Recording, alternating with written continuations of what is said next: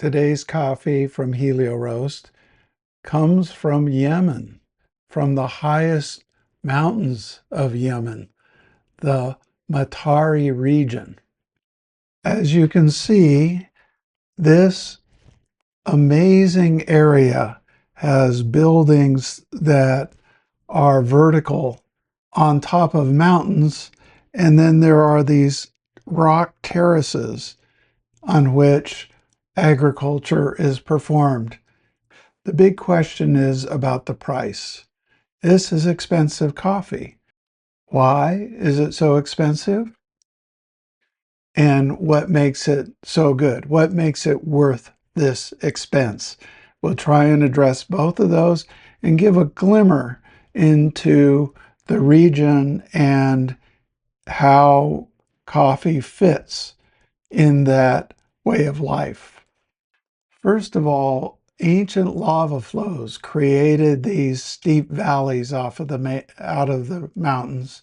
Volcanic soil is degraded to basalt, and that is very good for growing coffee. It's also at a high altitude.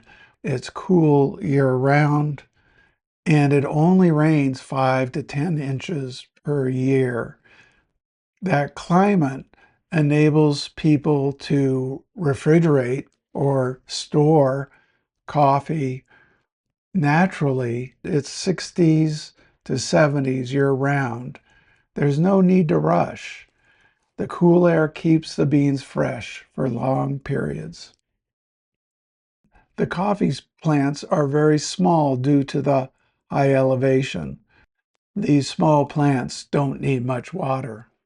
Here we have men doing the work, and when they go to a coffee plant, we can see that all berries are not the same color. Some are ripe, some are green. And in a picking season, which can last 2-3 months, they might go over the same plant 30-40 times. These selective harvests select only the ripe cherries for production, and that yields exceptional quality. But coffee production is down in Yemen. This plant is called Khat, and it's a narcotic. It's an amphetamine-like substance that people chew. 90% of Yemenis now chew Khat, and those Khat plants are taking over coffee production and cultivation. As farmers shift, they're cultivating on these terraces down here and along here, and they mix coffee and Khat. Khat is not exported. It is consumed within the region, which is better given the warlike atmosphere outside. And this leads to cultural hoarding. The supply of beans is kept low with priority for local consumption. Only 60% of the coffee beans are now exported, and the rest is consumed locally. It used to be that they exported 40,000 tons annually.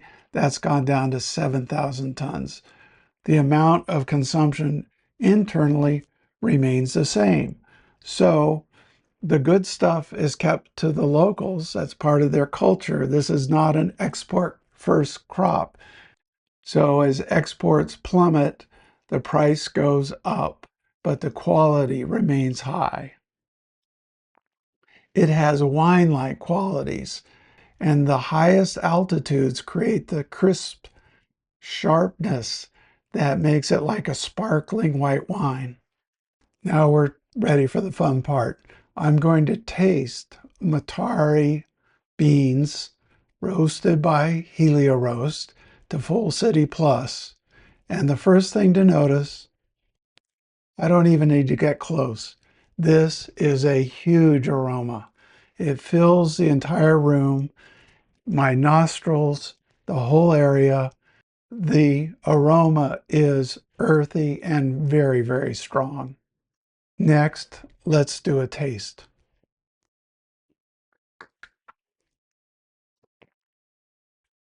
That syrupy thickness is very filling and satisfying in the mouth.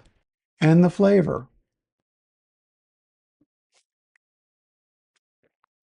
The flavor is very bright like wine, with chocolate and berries and a distinct aroma that's in my mouth. It's like I'm filled up, the entire palate is touched. I'm getting that feeling of a brightness and an earthiness and a sweetness. Wherever you go, this one will stand out. And the finish, it takes me to a different world. It's that wine-like experience again, where you take a couple sips and now I'm just going to let this take me. The feeling of peace and comfort. The finish is full and powerful. And so here, taking those characteristics, I generated this image that really positions this bean as the wine of beans.